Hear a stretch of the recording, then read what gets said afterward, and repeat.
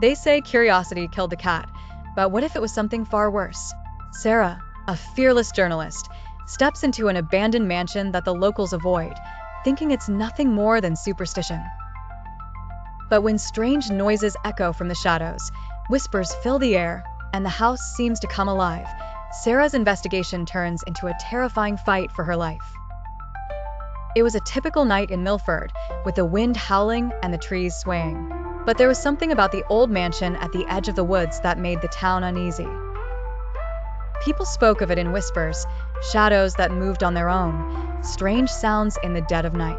But Sarah, a young journalist from the city, had no time for superstition. She was determined to debunk the myths surrounding the mansion. She arrived close to midnight, her flashlight cutting through the darkness. The gates creaked as they swung open, and she felt an odd chill run down her spine. But curiosity kept her going. The mansion loomed ahead, dark windows staring at her like empty eyes. With a deep breath, Sarah pushed the door open.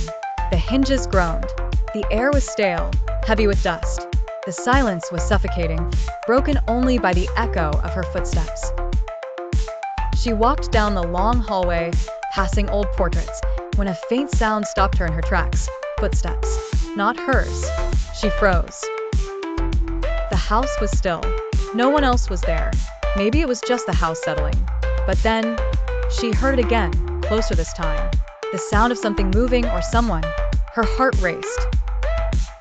She started up the stairs, the whispers of a long-forgotten past brushing against her ears. As she reached the top, the air grew colder. She shivered, unsure if it was from fear or the temperature drop. But something was different about the house. A feeling she couldn't shake.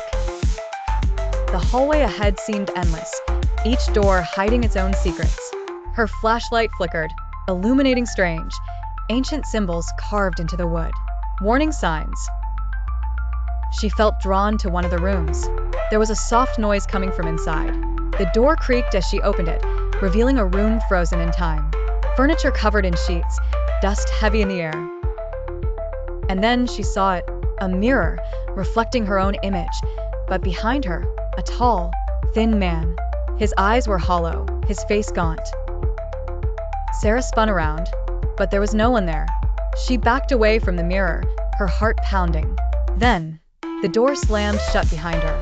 The room plunged into darkness. Panic set in.